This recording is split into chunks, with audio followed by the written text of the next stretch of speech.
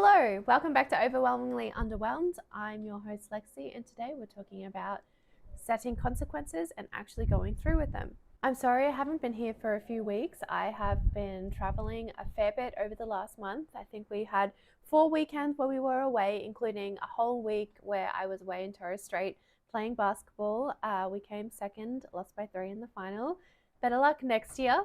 So I have had a few weeks off creating content. I also have to mention that I did start my uni course I started my uni course last week, which means that my content is going to be coming second to uni over the next 20 months. I am doing a graduate diploma in psychology so that I am able to back the things that I say to you and to back the advice that I give around mental health and relationships, because I think it's really important that I study the thing that I love speaking about so that I can have better answers for you. I can give you more legitimate information, and I can have a plethora of knowledge that is going to help both you and me in creating better content and being happier with the content I create, and you being able to actually take the content and know that is backed by science. So that's really important for me, and it has been something that I've been talking about doing for years. So I'm really happy that I've started that last week. It is a heavy workload. I'm going to take a stab at me doing around 30 hours a week just on study alone. The first week was heavy. We've already started learning about the brain and neurons and all of the things that I know I'm going to have to read over at least 5 times before I understand, which is absolutely fine. I am in my 30s now, so I know that learning new things especially, gets harder as you grow older, which I never thought to be true, but I understand that now. Given that I do have my ADHD diagnosis, I think that this time around, study-wise, might be a little bit easier for me because now I'm able to actually take my medication and focus when I need to. But I've also learned ways to help with my behavior. So if I am having a particularly aggressive ADHD day where I am unable to focus at all, I know that I've got these like little toys that Max got me, so I'm able to actually do things, keep my brain excited as I am learning things. But I have found over the last week, which is a good life lesson for everybody, is that whilst I am doing this stuff because it's something that I'm so interested in, I've been interested in psychology for so many years, the study isn't as hard as the study was a decade ago when I was doing business marketing, which is what I ended up in after many years of trying to decide which degree I wanted to get, because I did start in journalism. I moved on to international relations. I even did a philosophy subject or 2 subjects, I think, for a semester, which I sucked at, because now we know I am very realistic. I'm very black and white, and philosophy is just not that. So that's probably the one subject that I got the worst mark in ever, and I never want to talk about it again, but now you know. So today I wanted to talk to you about setting clear boundaries and enforcing the consequences. This is something that I'm not particularly good at. So when I'm talking to you about it, I'm hoping that some of the information might just roll into my brain a little bit better, and I might become better at doing this. But it's a journey that we can take together for sure. So I'd like to start by saying, if you aren't willing to follow through on a consequence, the other person will feel empowered to overstep your boundaries in the future. And that's a really, really simplified way of putting things, because I know that if you've been in the situation of having to enforce a consequence, most of the time the emotional part of you wants you not to enforce that because it will inflict pain on yourself as well as the other person. If you're anything like me, where you have like a high empathy meter and a very low self-worth meter. But the one thing I will say, and it's very heavily learned in my lifetime, is that the other part of that statement is very true. The other person will feel empowered to overstep your boundaries in the future, because they can see that even though you've said you have a consequence, clearly it didn't mean anything because you've just pulled it back and accepted the apology, or accepted that they've overstepped your boundaries and you're going to have to be fine with it. So you'll take the fall rather than they will. That is dangerous behavior to get involved in, and I think that it is something that we do when we are a fair bit younger, because we don't know how to get to the other side of the inflicted pain that we're going to give ourselves, essentially. But as we get older, it becomes easier and easier to enforce boundaries, because you just get to the point where the bullshit is annoying. And so you would rather go through a very small amount of pain over a shorter period than an elongated amount of pain and guilt as well for yourself because you set these boundaries and now you feel guilty that you didn't actually go through with them, and you know that you deserve better. So the guilt is fairly heavy. I think that's what always has got me, that guilt that I should have set the boundary and actually done it for myself rather than thinking about how the other person feels. So as I have aged, I have found that part a lot easier because I know that the pain that I'm about to go through is for a shortened period versus the elongated period that I will take to get to the other side of like processing the fact that I had set a consequence and a boundary and then I didn't go through with it, and now I feel guilty because I know I deserve better, and then I feel like genuine hatred for the other person who's overstepped my boundary and is still in my life because I have allowed it. Let me define a boundary for you. I really like this definition in Psychology Today. This particular article is written by somebody called Davia Silis. And the sentence is, a boundary is a point at which you can no longer tolerate something the other person does and still feel good about yourself and at ease in the relationship. When a boundary is violated, the result is a consequence that teaches the other person that the behavior is not acceptable. And that's what we're talking about today. We're talking about enforcing consequences. Unfortunately, this kind of area is not black and white. You know, if he does this, then you have to do this. There's always going to be iterations of the boundary and the consequence that you are absolutely allowed to enforce. If that's what makes you feel comfortable and it's something that you can live with, then it's absolutely fine. But I will say that if somebody is overstepping your boundaries inside a relationship, and I'm not talking just about romantic relationships, I'm talking about friendships, I'm talking about family, and you don't enforce the consequence, again, we're coming around to the point that that person will then feel comfortable doing it again because they've seen you go through the pain and you've taken that pain in instead of externalizing it, and you've gone to work on yourself rather than the relationship ending or there have ever been a consequence for that other person. So why would they not do it again if they know that they're not going to lose you? Without enforcing a consequence, you're essentially giving someone permission to do the undesirable behavior again. And eventually it'll become this pattern that you'll be stuck in where they go and do the undesirable behavior.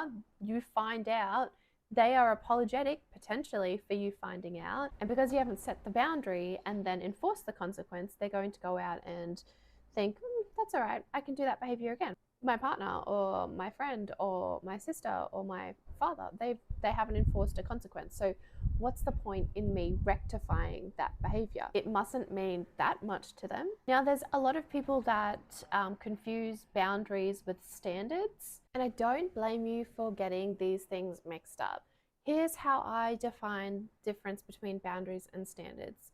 I think standards are something that you can personally say you have as well. For example, a standard for me in a partner, in a potential romantic partner, is kindness. And that's something that I have a lot of. That's something that I think that I am very good at.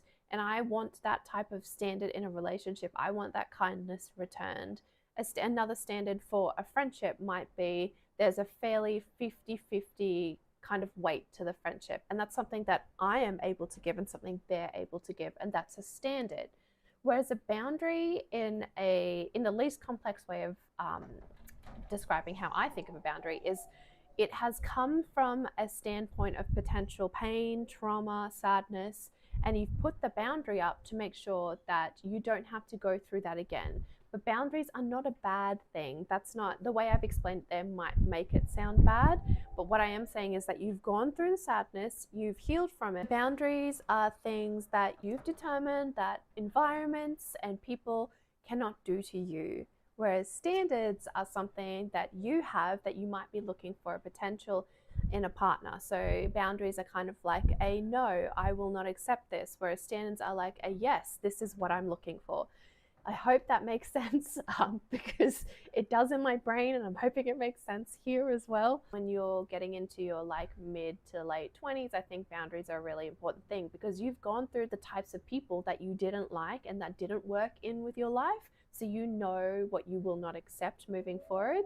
Whereas standards are something that you've probably grown. I can note as well that my standards have changed from when I was in my late teens all the way up to now. Like my standards in my teens were fairly face value, you know, tall, 6 foot, plays basketball because I play basketball and that was all I was interested in at that point. I really liked brown hair and blue eyes. So very like front on, all about the looks. And as I got older, I noticed that kind of takes a back seat.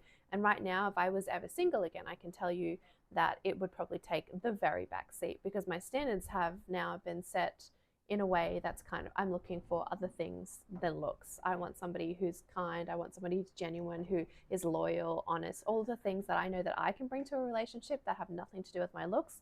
That's my standard list now.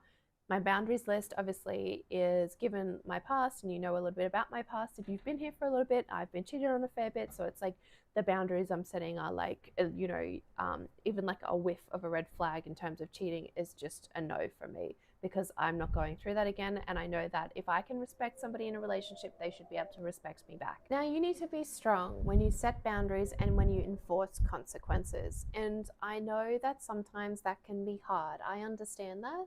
But for the sake of yourself and for the sake of your future self and your potential future family, you need to be strong in the moment that you find something out that makes you angry or that makes you sad. The first thing I'm going to say is you need to feel your feelings because only then will you understand that a boundary of yours has been crossed. If something makes you angry, sad, or uncomfortable, the likelihood of a boundary being crossed is probably quite high. So it's important then that you take that information and you decide what you want to do with it. If you're not being treated the way that you know you should be treated, then there needs to be action and there needs to be consequence, especially if it's been communicated already. Now, you need to understand that nobody else can set these boundaries for yourself and nobody else can enforce these boundaries. It has to be you. And even in times when you feel like you're not strong enough to, you are strong enough to. And it doesn't have to be instantly. That's the thing that annoys me the most about advice in relationships. It's unrealistic at some points to look at the consequences of a broken boundary and think, I'm going to do this instantly. Because sometimes you're not ready. Sometimes the undesirable behavior blindsides you and all of a sudden you have to take action. Sometimes you're in family and undesirable behavior means that there has to be a change, but it can't happen straight away. So when you are enforcing consequences, keep that in mind that you don't have to do it instantly. However, you should make it quite clear to the person that has stepped over that boundary what is coming. You can't blindside them back. Even though they probably deserve it, sometimes you can't do that. Now, this is the same when it comes to friendships, when it comes to family members. You have to have communicated the boundary before you can say to somebody, you've crossed the boundary and I'm going to enforce the consequence. Of course, inside relationships and inside any relationship, there are boundaries that are fairly obvious, right? You want somebody who isn't cheating on you. You want somebody who has your back when you're not there. Those types of things should be expected inside a relationship. And so it should be very clear as well to an adult inside a relationship what happens if they cross that particular boundary. And as humans, it is not on, we don't want to let go of attachments. That's just human, that's normal. So you don't need to beat yourself up for thinking, oh my goodness, why can't I let this person go? I still love them, I still want to be with them. I can't let them go right now, even though they've disregarded the relationship in this particular action. I understand that as a human, you don't want to let them go. That's normal. And if you do decide to soften your boundaries and not set up consequences, it's going to just eat away at the relationship. There's no point. I'm going to tell you that straight out right now as somebody who's lived through that. Either they go and partake in the undesirable behavior again, or the worst thing is you just stay inside the relationship because you felt like you had no choice. Like emotionally, you didn't want to leave and set that consequence, and it just eats away a relationship. And you never heal. You can't heal in the place that you were broken. So you need to go and find somewhere else to heal, especially if it's something traumatic inside a romantic relationship, because the relationships you have moving forward are all going to be affected if you don't set the consequence and move on. And that's really important. I will say as well, long term, if you are in your relationships romantically, do you want that person displaying that type of behavior to your potential family moving ahead? So I'm not talking about your family as in your mum and your dad and your siblings. I'm talking about your family that you might want to have. Do you want that behavior displayed? Is that behavior okay for a son or a daughter to see? Another thing I'll say, just to finish this up, is that enforcing consequences doesn't mean that they need to be forever. I think a lot of people misconstrue what I say when I say, if somebody has disrespected you, you need to walk away. I am 100% enforcing that. I think that is the correct thing to do. However, I do also believe people can change. Now, I'm not suggesting you stay inside a relationship when somebody has cheated on you, when somebody has disrespected your boundaries. I'm not suggesting that. However, I am saying that at some point in the future, there's always a chance that you might rekindle something romantic, friendship, family, whatever it is. There could be a turning point where the other person will take responsibility for what they've done and show clear changed action. At this point, we are way too far into this podcast to ever think that somebody saying something will be the definition of the situation fixing itself. We're not that stupid. We want clear changed actions only. And this is especially in family situations. There might be parts of your family that cross your boundaries constantly, and you've said it multiple times, because a lot of people give family a little bit more leeway when it comes to that, because it is important to be in healthy relationships with your family. I understand that. And at some point, your family might turn around, your family member might turn around and say, hey, I actually fucked up. And at that point, you can probably start rebuilding a relationship again. When it comes to romantic relationships, you probably don't need to do that, because, like the saying, there are plenty of fish in the sea. And I understand that you might like your fish at this point, but your fish didn't like you enough to actually respect your boundaries. So it's not your fish anymore. You deserve a better fish. And enforcing the consequence of an action is the only way you will get better. And that's for yourself. You will get better as a person. You will have better standards. You will have better boundaries. You will understand yourself better. You will heal more. And also in the other context of, you will only get better. You will only get a better person if you do the enforcing of the consequences now. Enforcing consequences are important, but so is communicating in a relationship. As you get into your early 20s, your late 20s, your early 30s, and you're in relationships, it's really important that you communicate your background and you communicate your boundaries early. That way there is no miscommunication when it comes to boundaries, when it comes to enforcing consequences. Other people's actions make it really clear whether or not they want to have you in their lives, and they're willing to work for that, because most people are not stupid and they know the set rules of a relationship, whether that's a romantic one, a friendship, whatever it is. I understand that boundaries might look different in every relationship, but it's really easy to understand that when you enter into a relationship with someone, there are expected things that come with that relationship, i.e. loyalty, honesty, that kind of thing. So if they are saying to you, oh, I didn't know that was your boundary, that's bullshit. They did know. They were just upset that they got caught out. Anyway, the kids next door are starting to play outside, so I think we might leave it there, because otherwise you'll be able to hear them in the background of this. Let me know how you feel about what I've said today, if there's anything else that you want me to cover, or if you disagree with what I'm saying. If you disagree with what I'm saying, that's fine. I'd love to know. And I'd love to be able to expand this conversation, because it is a really important one. It's really important for me to learn these things. It's really important for you to have this knowledge as well moving forward.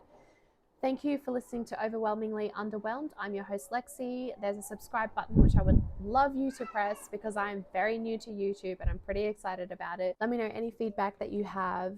I hope you do something today that makes you uncomfortable and helps you with your growth. Until next time, I'll see you then.